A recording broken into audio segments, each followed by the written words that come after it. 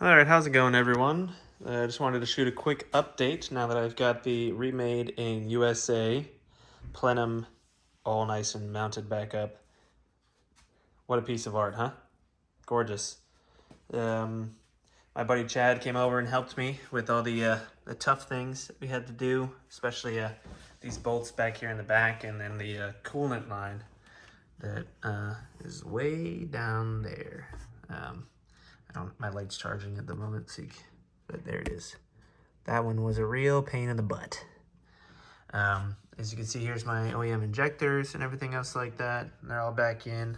Got the fuel rail mounted back up, as well as these throttle cable here. So the only thing left I have to do is I have to adjust with a 1mm wire gap feeler gauge to adjust this down here, and then basically lengthen and shorten these up until there's a resistance, just to get that all back up. And then there's a Z-tune thing I have to do with my computer to have the TPMS get relearned and all that good stuff like that. Ian sent you this sweet guide on how to disassemble and put everything back together with torque specs and stuff like that. And then I also got a digital copy of a R33 service manual. Even though this is a Stagea, it does have the R33 drivetrain, powertrain in it, and everything else like that. So I think I shot in the last video that I ended up doing the RTV on the water pump. It looks good. This is all new stuff from Ian. These plugs are pretty sweet. Let's see, what else do we have going on here? Oh, so this is interesting. So you can see I don't have the injector harness bolted back up and out of the way.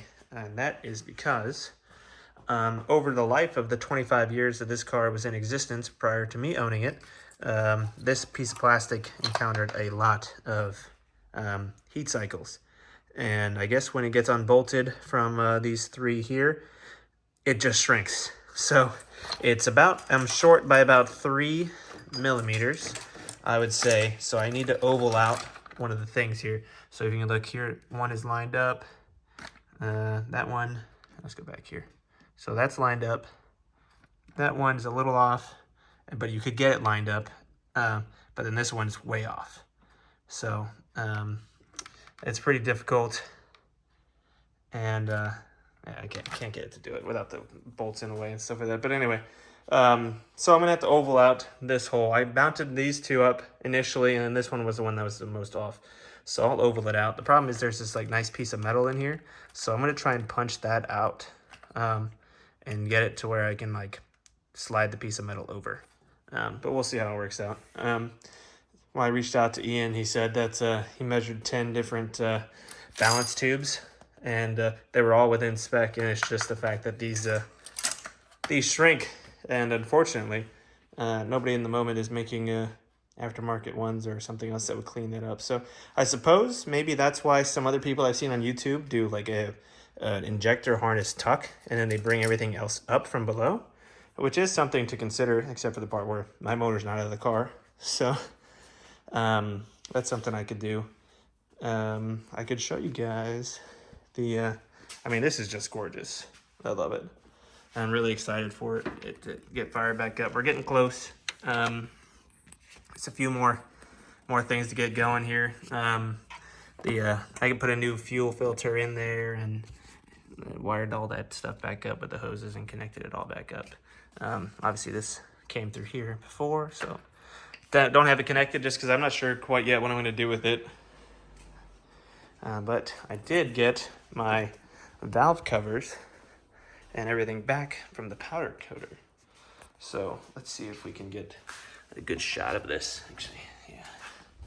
I think I showed this in the other video, but I ended up mounting the Nissan twin cam that that I showed in that video. And so I think it'll look really nice. This purple, the camera's not quite doing it justice. I wish it was daytime out, but it's not. But you can see it's called Splatter Plum. Josh Fensky, who runs JDM Right Hand Drives, also has the same color. I think mine's just a little bit more plum, where his is a little bit more purple or maybe silver fleck in it and stuff like that. But oops, I think that's why you put the car covers on there. But yeah, so I think that was a pretty good move with a splatter plum. So thanks, Josh, for sharing the deets. And then Up Garage also confirmed it as well out in Seattle. So I didn't get these tapped out or anything else like that, just because I plan on running the OEM stuff. So, but I did do the high octane baffle covers, which I think I showed before as well too. So just waiting to get all that stuff in. Coil rat's gonna be going in soon.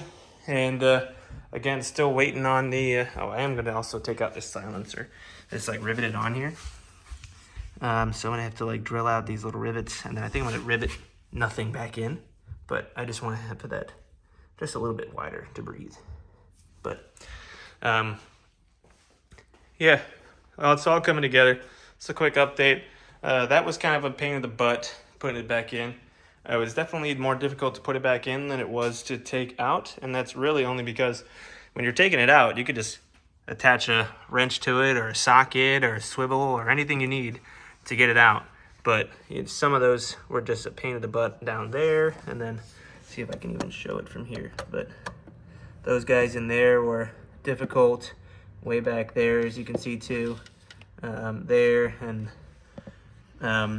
lots of things went on and then came back off and all that fun stuff. But trying to get these threads started was the most difficult part, I would say.